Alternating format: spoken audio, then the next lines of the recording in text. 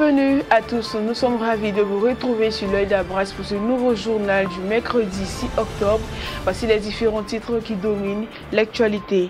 Santé Covid-19, malgré les controverses, 129 000 nouvelles doses de vaccins atterrissent à Abidjan. En Côte d'Ivoire, le ministre Mamadou Touré s'engage dans le suivi du fonds d'appui au secteur informel. Et sport taekwondo, préparation du passage de grade de Kikiwon prévu du 25 au 29 octobre à Abidjan. Bienvenue dans ce journal.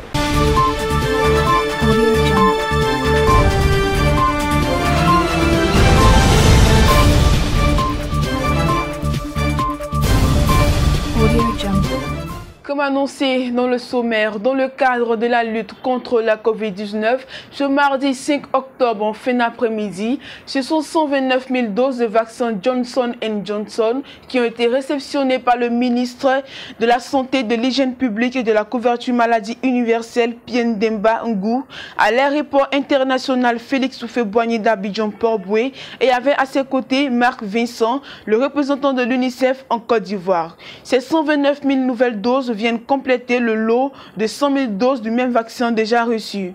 La particularité du vaccin Johnson & Johnson est qu'il est administré en une seule dose, contrairement aux autres vaccins anti-Covid. Avec cette réception, la Côte d'Ivoire franchit la barre des 5 200 000 doses de vaccins contre la Covid-19. Le ministère de la Promotion de la Jeunesse, de l'Insertion professionnelle et du Service civique a remis cet après-midi 1000 tablettes à des jeunes retenus pour le suivi du fonds d'appui du secteur informel FACI. Les ministres Mamadou Touré, Amadou Coulibaly, Sanogo Moussa et Adama Kamara ont pris part à cette cérémonie. Les 1000 jeunes bénéficiaires seront répartis sur l'ensemble des 201 guichets de l'agence Emploi Jeunes et auront pour mission d'assister les demandeurs dans leur inscription sur la plateforme, de renseigner les coordonnées GPS des sites d'exploitation, des demandeurs identifiés sur les guichets de prêt, d'appuyer l'équipe de validation des dossiers par la vérification de l'existence des personnes et de leur activité. Selon Mamadou Touré, à ce jour, ce sont 1 190 acteurs du secteur informel qui sont inscrits sur une plateforme, dont 38,180 travailleurs du secteur informel et 1 151 863 propriétaires d'activités informelles. Le gouvernement ivoirien s'est engagé depuis 2018 à restaurer au moins 20% du couvert forestier national d'ici à 2030, a révélé le ministre des Eaux et Forêts, M. Alain Richard Donvaï, le lundi 4 octobre 2021, lors des grandes rencontres du Conseil économique, social, environnemental et culturel. Une politique qui s'articule autour de 3 axes majeurs qui sont la préservation de la biodiversité, l'entretien d'un climat favorable au développement des activités socio-économiques et agricoles, le respect des engagements internationaux de la Côte d'Ivoire, rapportent les services de l'institution présidée par M. Aka Awele. Mois d'octobre dénommé Mois du consommé local, le lancement officiel prévu à Boaké le jeudi 14 prochain. En dépit des efforts consentis pour valoriser les potentiels nationaux à travers la transformation locale des produits, les modes de consommation dans l'Union économique et monétaire ouest-africaine, UEMOA, ont tendance à privilégier les produits importés. Face à ce désintérêt pour les produits locaux qui constituent un véritable obstacle à la compétitivité des entreprises de l'Union, les ministres chargés du commerce des États de l'UEMOA ont adopté unanimement le mois d'octobre, mois du consommé local, dans l'espace. Il est également prévu pour ce mois d'octobre une série de rencontres avec les chercheurs pour créer le cadre de réflexion intellectuelle sur la thématique relative à la consommation des produits locaux.